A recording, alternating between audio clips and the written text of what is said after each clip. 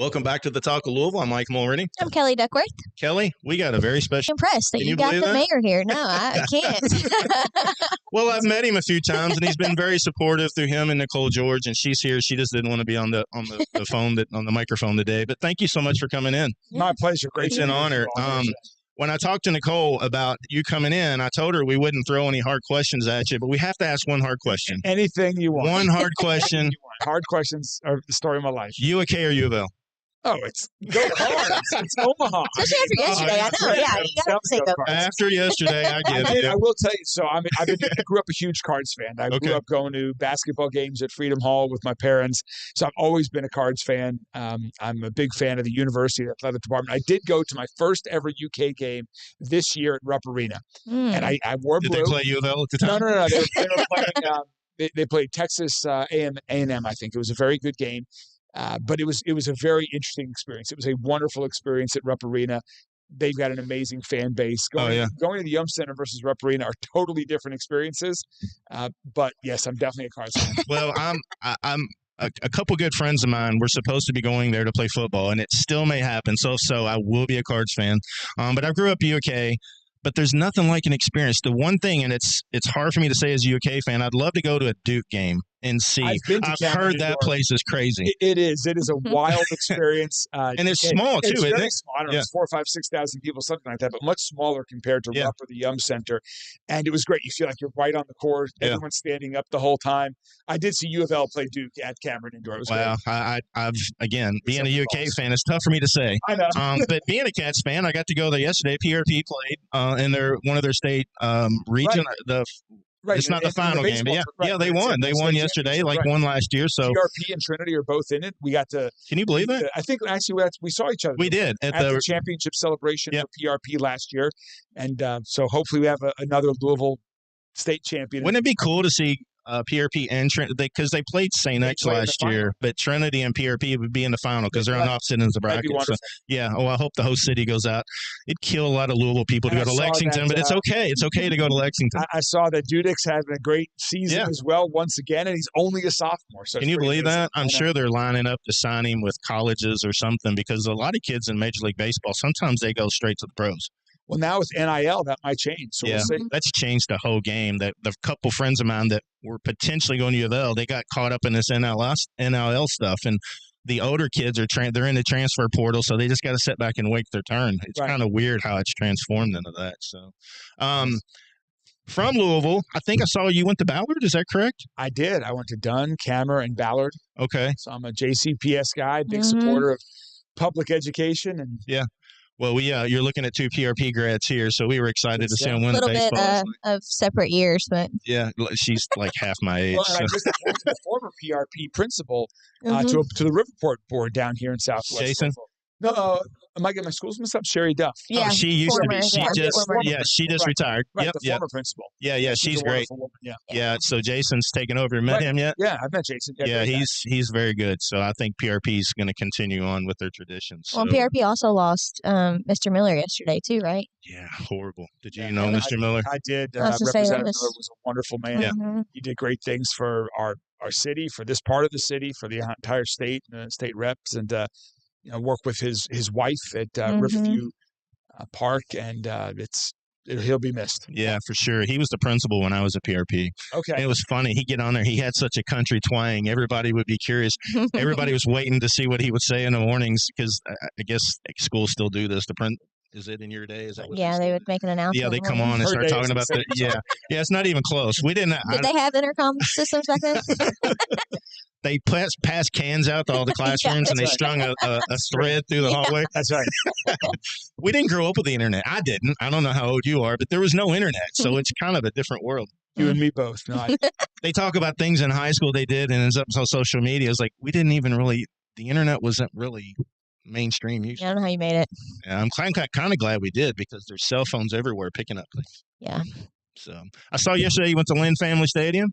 beautiful stadium. Was it yesterday or this weekend? No, I was out at the Jim Patterson Stadium this weekend for the Okay. Cards game Friday and Saturday. Okay. But I do try to go to Lynn Family Stadium. I was thinking you went there for the Pride event they had. I was not there this Okay. weekend. I've certainly been there a lot. This was a crazy weekend, so I was trying to juggle a million different conflicting I don't know how you keep up. I get invited to a lot of stuff, and unfortunately, I can't be everything. But I can't imagine how many events you get invited to every weekend for one. Quite a few, but it's an honor. I mean, it's part of the job. I think it's very important to advance our agenda and at the same time be out there to get to know people. I mean, Right. The job of mayor, really, you have to be responsive to what the city is thinking, looking for. You need to understand the impact of your decisions, or as you're making decisions, to truly talk to people without filters. And so that's what I try to do when I go to places, even if it's fun events. You get to meet people. And so being in every part of the city is incredibly important. It's why I've spent so much time in South and Southwest Louisville. This was not a part of the city that I spent a lot of time in growing up. I was more familiar with other parts of the city. So I think it's important for me over the past 2.5 years as mayor to spend that extra time out here to truly get to know people, to understand the issues. And so understand why Jefferson Memorial Forest is so important, which I'm its biggest supporter right now, and we're going to totally transform that, or investing in Tom Wallace Recreational Area or Riverview Park or Farnsley Mormon. The list goes on and on when it comes to parks. You can't just sit behind a desk and do that. You've got to be able to experience it. You need to have walked the trails of Jefferson Memorial Forest. You need to be able to have gone into the Ohio River. Or actually, I got out of the Ohio River in a kayak at Riverview Park. But, you need to be able to experience these things and talk to people who use it. So how did that come about? All of a sudden I'm hearing parks, and I think it's a wonderful thing. Has it been on the radar for a while because I think the state gave the Memorial Forest $5 million or something, but it's a beautiful park. I was talking to Dan Stein Jr. and Councilwoman Bass the other day, and we was like, could this turn into like a Gatlinburg feel where you could put some cabins and stuff in there and hiking trails? Absolutely. So right now we are starting the master planning process for Jefferson Memorial Forest. And my view is that, first of all, think of the gem that we have. We have the largest municipally owned urban forest in the entire country. And I didn't know that until about a month ago. Most cities don't have any forest, much less 7,000 acres. They'll carve out a park in the middle of the city and call it their forest. Exactly. So it is a unique opportunity. And right now it's got trails, but that's about it. No infrastructure. We need more infrastructure for camping, for glamping, so people can stay overnight. Yeah. We need great ropes courses. We need lots of things to do. And what's going to then happen is, whether it's the Fairdale neighborhood or whether it's here on Dixie Highway to the west, hotels, restaurants, everything that South and Southwest Louisville is looking for when it comes to retail and hospitality, that will speed up the development of those type of outlets, because people are going to be coming here for the experience in Jefferson Memorial Forest.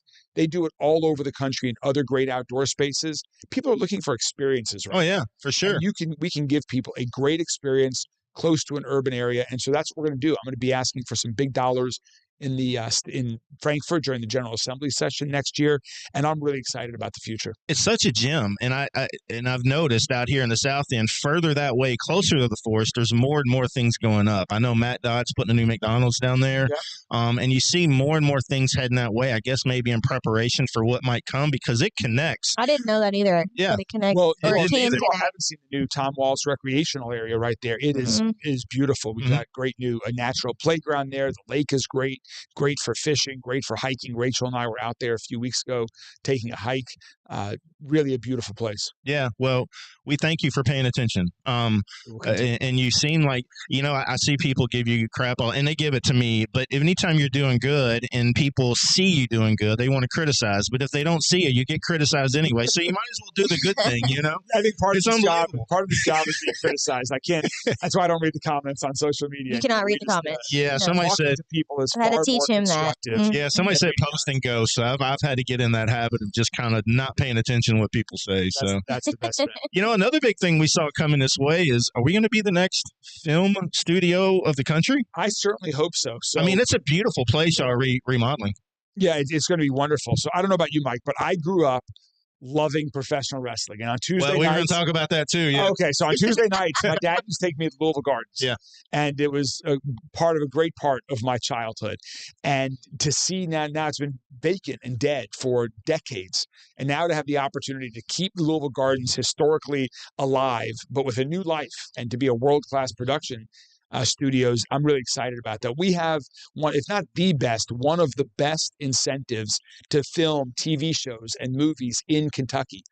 30 to 35% is basically a refund for eligible and approved projects. So we're starting to have those films that are movies that are being made here. Actually, a few are right now as we talk. What's a good up one? in New York at Tribeca Film Festival. Oh, yeah. There was one I just saw, Queen of the Ring. It's a wrestling movie. I've seen people film things up in the western part of the state, so it's going to be really cool to be up here. Yeah. State. And now in Louisville, if we have the production facilities here, it's not just going to be these one-off film productions, but it's going to be a year-round new industry that we're creating with people, that when you shoot a movie or a TV series, there's so many different things involved. Carpenters, film people, engineers, sound. It's like doing this podcast times 100 of what it takes. Mm-hmm. And so those are good paying jobs. So I'm really excited to do some of that right in downtown Louisville. Where's Louisville Gardens at? Right downtown. Okay. She didn't grow up in the wrestling days like we did. I have no idea where that's at. She's like, Louisville Gardens, what is that? Back in the some day. great concerts there too. Oh, yeah, yeah. I'm just excited that they're finally doing something with that building because it's going to be a phenomenal asset for the city. Was something like that with drawing in more outside attention to the city? I know some state representatives told me that they were really trying hard to reduce some income tax. So with the forest coming in, with more tourism, with potential movies, do you see some sort of maybe tax relief for people in the city? Or Well, right now at the state level, there's sort of a formula in place that as the revenues go up, they kind of start the adjusting. Income tax automatically goes down. Okay. So I believe it's statewide we're down to 3 or 3.5% already, and there are mechanisms in place for that to continue to decrease. And so that will continue to happen. Yeah. You mentioned wrestling, and we grew up in the Jerry Lawler days and stuff like that. That was some of the best times.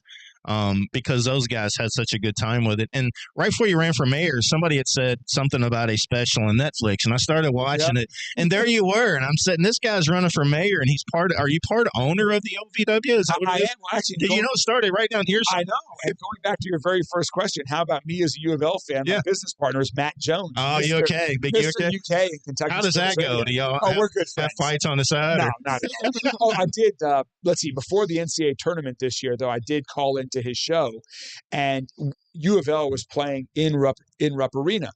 And so I got on his show and I was trying to convince his listeners, his UK fan listeners, to come cheer for U of L so that hopefully my argument was then at least U of L could make it and UK could be the one to beat U of L. They didn't go for it. They went to U of L. But it was fun. So anyway, back to OVW. It was right when COVID hit. I had just left my job at 21C Museum Hotels, where I helped build that company from scratch. And we had sold the company. I'd been with it for a couple of years after the sale and knew I was looking to do something different. It was before I started to run for mayor. We were in the middle of COVID quarantine. I used to be a huge professional wrestling fan. And I was just watching stuff on TV, random stuff. I guess I was done with Netflix or something. Yeah. And came across OVW, which I had heard about but hadn't seen in decades. And I just had this idea that it was great wrestling. It's a great local institution. It'd be really fun to bring it into the 21st century. So I called my friend Matt Jones, who I knew was a professional wrestling fan also, who I think is one of the best marketing brains of anyone I've ever met, and said, hey, you want to try to buy this company and do something with it? And we didn't even know who owned the company, if it was for sale or anything, but to make a long story short, it all worked out. And our idea was that one way to help really elevate the business was to get a show focused on it, a streaming show. And it was sort of, our idea at the time was Last Chance U or Cheer, get a show like that about professional wrestling. And to make a long story short, thanks to a woman who I went to grade school with here in Louisville, who's now in Hollywood, we ended up with the person who did Last Chance U and Cheer, who filmed wrestlers. And it was a great program. It's been great for the wrestlers themselves more than anything. Guys, like Cash Flow is now in a starring role in Tulsa King, which is the Sylvester Stallone, Taylor Sheridan show.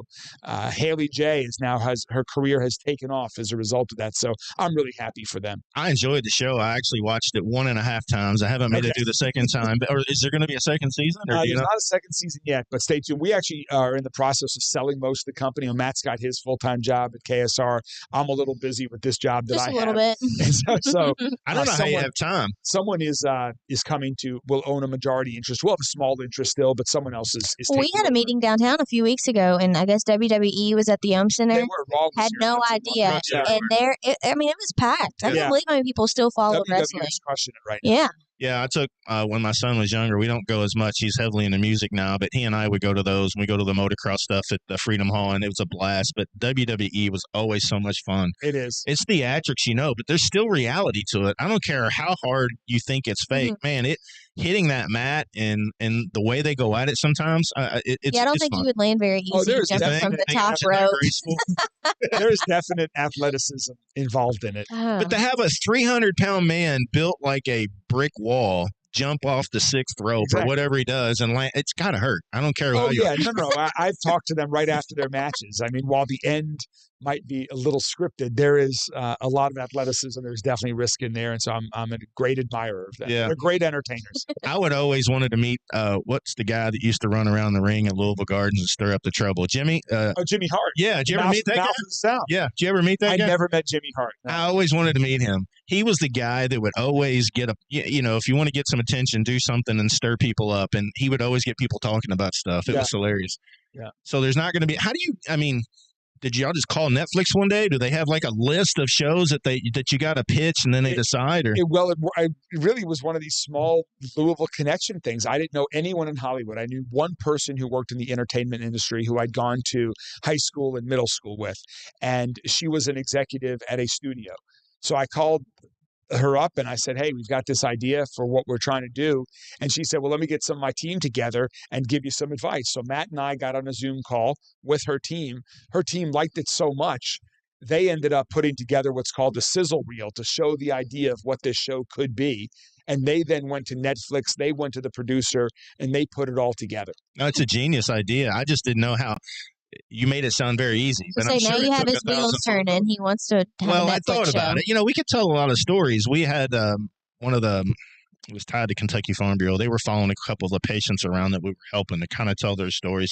But it's very depressing. I mean, it's tough to watch. Yeah, but this was entertaining. It was entertaining. There was definitely some highs and lows in the show for sure. It's real life, just like for all of us, there are highs and lows. But getting the show on a service like Netflix is not easy. We think there's so much content, and there is, but they're pretty particular, and it took a long time to make that happen. Of all the things in the show, I absolutely loved it. But the one thing, and I love it, I don't want to say exposing, what do you say? Matt brought real life to his seizures that he was having, where people finally said, holy crap, he's doing that, and I am too. I need to get some help. It's weird how something like that happens. See also in there, my brother-in-law has been a partner of ours in there as well. He's a GI doctor here in town, so he was there that night. I wasn't there when that scene was being filmed. My brother-in-law was there, though, so I mean, he scary. Jumped into action with his medical training as well. That was very scary, but I think Matt knew that's what he was signing up for, and I think that definitely shined a lot. But it exposed that as popular as he is, and I'm not, but everybody has something that they have to deal with in life, and it was crazy. I thought normal people that have curveballs thrown our way. It almost seemed like live TV. I was like, are they really showing this? Is this happening to him? And it was real. Yeah, it was very real. Yeah, he was having bad seizures in the middle of the conversation. It was really good. So 21C, last question. How did you get – so you were a developer before you – So I was an attorney. Oh, okay. Shortly after I graduated from law school, a common friend of mine and Steve Wilson and Laura Lee Brown introduced us. It was really a professional blind date. They were looking for a new lawyer to help with some things. And my friend Jim said, hey, you guys should hire this guy, Craig. He's just out of law school. And so I was at a law firm at the time. And in one of the very first conversations I had with them, they told me their vision for 21C Museum Hotels. I'd never done anything in the real estate world. I'd never done anything in the hotel world. We burned the midnight hour. We made a lot of mistakes. We learned a lot. And I'm really proud. We built what ultimately was named the #1 hotel in the United States. We revived and restored historically 9 properties around the country. So it was a wonderful adventure for my family and me. Was that the first one that they did? Louisville was the first one. Okay. We opened up in 2006. I can't believe it's almost 20 years ago. Man, yeah, I know. Well, I remember I used to work downtown in the building across the street from it. Oh, okay. So we would always watch people in the men's bath. I think it's the men's bathroom. Sure, yeah, of course. Everybody has to go in the men's bathroom because you're standing at the urinal and you can see outside. So everybody's walking down the hallway. You think they can see you. It's kind of funny. Yeah, genius. It gets people in there. I give credit to Steve Wilson. for that one. Yeah, and then the statue, and then at one time there was a speaker there. People would walk down the street, and you could hear the it. Darth Vader. Is that what it was? Yeah, it wasn't Darth Vader, but it was like that. It was a breathing statue. Yeah, right. You would walk down the street, and you'd hear something. You'd stand. We would watch people all the time, and you would see them kind of turn around, like, "Who is that? Somebody talking to me out here?" It was kind of strange. I've actually never been in that hotel. It's cool. Check it out. Yeah. We my daughter graduated this year, and they went down and took all their prom pictures down there. They called ahead. Okay, they said, "Sure." They've got a huge art gallery there. It's beautiful how they got it set up. Yeah, it's a neat place. But the statue there is really cool. That gets people's attention as well, as it's a block away from the back. That's a gilded statue of David, twice the size of the real life. Do they put that on all the other properties? No, it's just here. Are all the other ones designed that way, or do they all have a unique? They all have some outdoor art, but none. It's all different. Okay, but the inside is basically the same concept. They do a lot of the stuff. They all look differently. Yeah, that's very cool. Well, thank you so much for stopping by. I know y'all didn't have a whole lot of time. I did hear that you've been talking about how crime's going down. You want to talk a little bit about that? It seems like it's going down. I'll be honest. I'm so happy to see, and I met your staff here. I love LMPD, and it feels so good to see them out on the streets trying to stop some of the things that's going on. So I'm incredibly proud of the progress that we're making. We're down about 30% in shootings and actually over 30% in homicides year to date this year compared to last year. So that's great progress. Now, we're not celebrating because there's a lot more work we have to do. But between Chief Humphrey and what LMPD is doing, between some of our other violence prevention initiatives, and really we started the conversation talking about some parks, things like opening a new pool at Algonquin Park, like opening new libraries, including the one we're building in Fern Creek or the one that just reopened in the Parkland neighborhood. All of that is part of our violence prevention efforts to get most of the violence they're kids, they're teens, they're young adults. Yeah. We need to give them more pathways to learn, to find things that they're interested in that don't involve a gun. And so that's what we're working to do. It's working. We got to keep doubling down and keep doing more of it. We'll get with you and Nicole on the side, but one thing Shirley's Way really does is we firmly believe if a kid does not get out of their zip code, they only know what's in that zip code. Right. There's kids that have never been to a play before, to a movie, they've never been to Kentucky Kingdom. They've never been in it.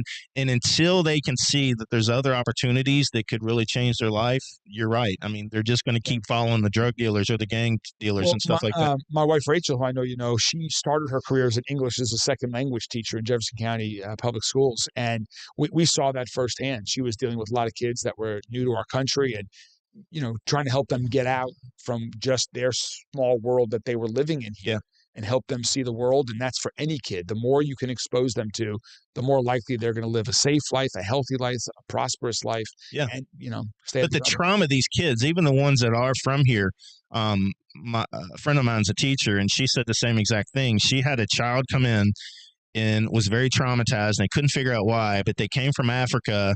They finally got out of her that they yanked her mom and dad off a truck and executed them on the side of the road, and she saw it.